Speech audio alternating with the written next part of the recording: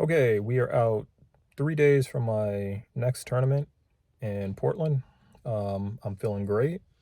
Mm, my calculations are coming along um, fine. I mean, there's been a few hiccups. Still killing variations in my head a little too quickly, but in this tournament, there's going to be a master playing in my section, or I guess the event. I don't think there's sections, but I'm going to check out his repertoire and see what little tricks I can cook up for him in 3 days.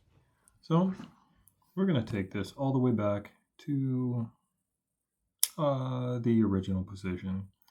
And the player that I intend on playing, his name, we'll just say, is Jason.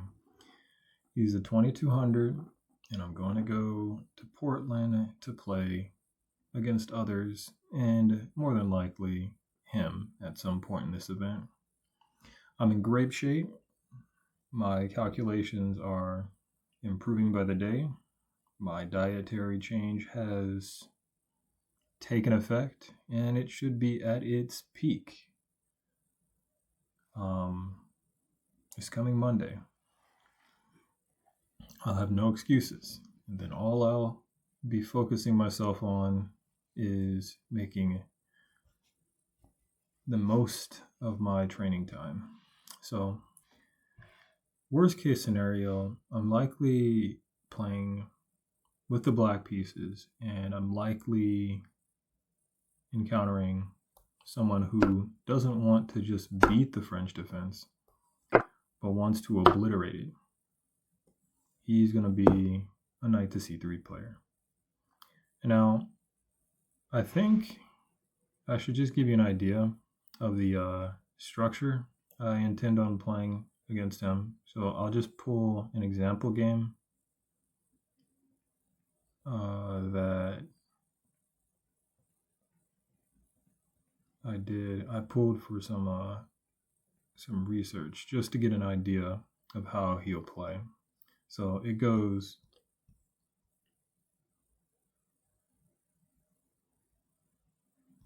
He plays the e5 variation. So we're going to play the Winawer, and the specific Winawer I play is the Portish hook variation. So after a3, we have takes, queen a5, bishop d2, and queen to a4. The purpose, I think this line's a real positional line, but I trade the I guess the the potential to go for that poison pawn line for pressure against his queenside pawns.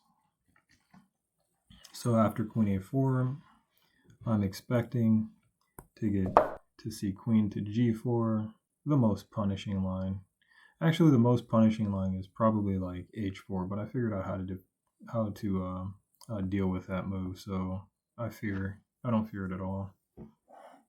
So we get g6. In my past, I had been a knight to f or king f8 player, but I'm starting to get on the bandwagon for g6 because I actually get the castle in those variations.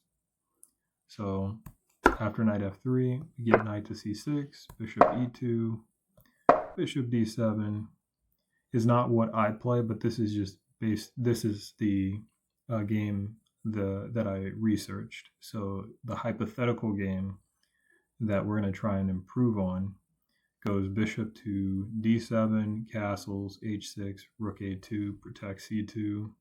I probably wouldn't be too interested in taking that pawn because he's supposed to get a lot of counterplay, being able to pick up this diagonal with his bishop. He didn't do that. Delete. And then queen to h4, I'll expect in my upgraded line as well, but he's just trying to make it harder for me to get castled queenside. because I think if I play knight g to e7, then I'll have to worry about his queen coming to the f6 square.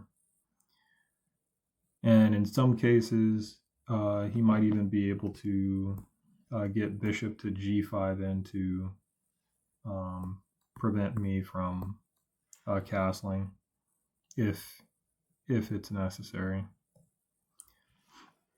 So his game went knight c e7, g5, and it just got kind of messy. So I looked at a cleaner way to get what we wanted here. And my potential upgrade, I think we have to drop right back to bishop e2, is playing not bishop to d7, but h6 immediately. We're going all in for the queenside castle, because once we get to salvation, we dominate. So after the move queen h, or we sort of have something that resembles what he is likely to play in the event I encounter him and am given the black pieces. My adjustment, I'm going to slowly make my way to castling. I think the idea of rook to h7 is possibly to play rook g7 and then pawn to g5. Clever and very aggressive way of solving that problem. Then after rook b1, I have to play b6 to cover, b7, and moves that I don't expect him to play will be h3, which is basically to reroute the knight to g4, but I'm not sure if that's a supernatural move for him to play. Although he might play it, but he might not.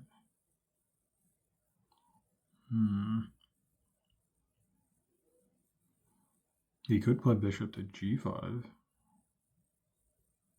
But then what's the purpose after my rook comes to g7? There is none. And if he ever takes the h-pawn, then my rook comes back to h7, and I dine.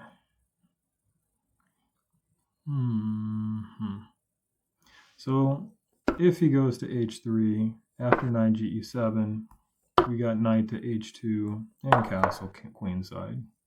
And from that point, we go to work. I have a general idea of what I'm going to try and do. And it's basically bring my rook over to the F or the G file and start pushing pawns. If I really need to, I can start chipping away at his central pawn structure just to get maybe if I'm lucky. Maybe if I'm lucky, I can get my bishop into this game somehow. Otherwise, it's just going to be a defensive piece. And then the queen, that's probably the toughest of pieces. But I can start here.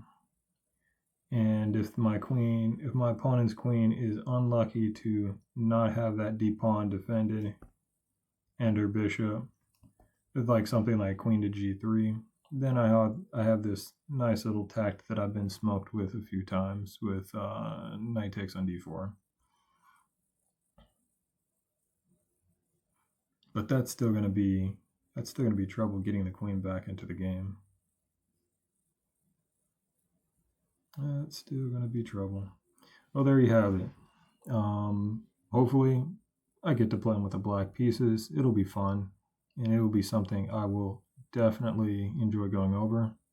I don't think he'll be able to beat me, even if he avoided falling into my preparation. I think right now I'm just too strong. I'm just way too strong to be defeated by a 2200. So we'll see.